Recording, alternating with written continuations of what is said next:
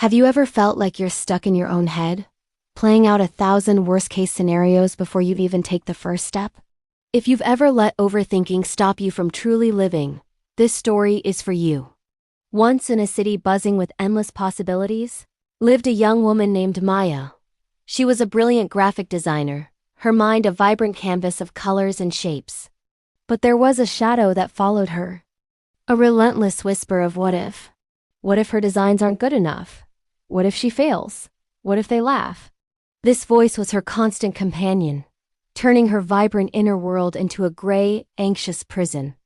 Maya had a dream. It wasn't a grand, earth-shattering dream, but it was hers. She wanted to paint a mural on the old, forgotten brick wall at the end of her street. She could see it perfectly in her mind, a burst of sunflowers and hummingbirds, a splash of joy on a canvas of urban decay. She bought the paints, the brushes, everything she needed. The supplies sat in the corner of her apartment, gathering dust for months. Every morning, she'd wake up with a fire to start. But then the overthinking would begin. What if the city officials make me take it down? What if the neighborhood hates it?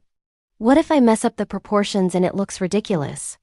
Her sketchbook was filled with draft after draft, each one crumpled and tossed aside, a casualty of her self-doubt. The blank brick wall became a monument to her inaction, a daily reminder of the fear that held her captive. One sunny afternoon, her grandmother, Nana Rose, came to visit. Nana Rose was like a walking sunbeam. Her laughter could fill a room and her wisdom was as deep as an old-growth forest. She noticed the untouched art supplies.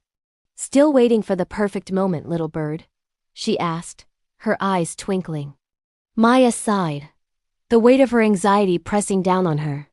"I don't know, Nana, I'm just scared. I keep thinking of all the things that could go wrong."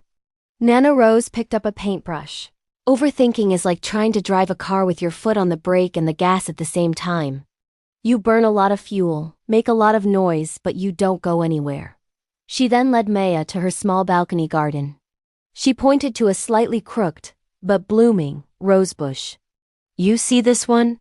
she said. "When I planted it, I didn't know if the soil was right, if it would get enough sun, or if the pests would get to it. I could have spent all season worrying. But what good would that have done? I put the seed in the ground, I gave it water, and I trusted the process. Some leaves withered, one branch grew a bit funny, but look at it now. It's blooming. It's not perfect, but it's alive. It's beautiful because it grew despite the uncertainty." Her grandmother's words were a gentle rain on the parched soil of Maya's confidence. That evening, Maya looked at the blank wall not with fear, but with a new perspective. It wasn't a potential failure. It was a blank canvas. It was an opportunity. The next morning, before the sun had fully risen, Maya was out there. Her heart hammered against her ribs, and the old whispers of doubt tried to creep back in. But this time, she had Nana Rose's voice in her head, drowning them out. "Just put the seed in the ground," she muttered to herself. Her first stroke of yellow paint felt like a revolution. It wasn't perfect, but it was real. It was a start. As the day went on, something amazing happened.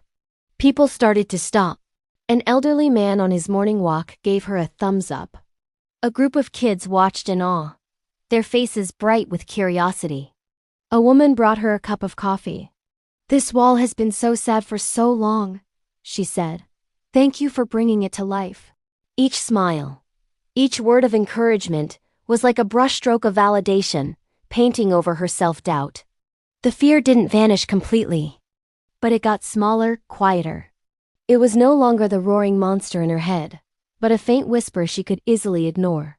She wasn't just painting a wall. She was painting over her own fears. For a week, Maya worked, losing herself in the flow of creation. She mixed colors, climbed the ladder, and let her intuition guide her hand. She made mistakes. A hummingbird's wing was a little too long, a sunflower petal a bit smudged.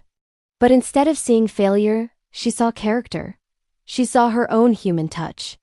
She simply painted over them, adapted, and kept going. The process was messy, imperfect, and incredibly wonderfully alive. When she finally stepped back to look at the finished mural, tears welled in her eyes. It was more beautiful than she had ever imagined.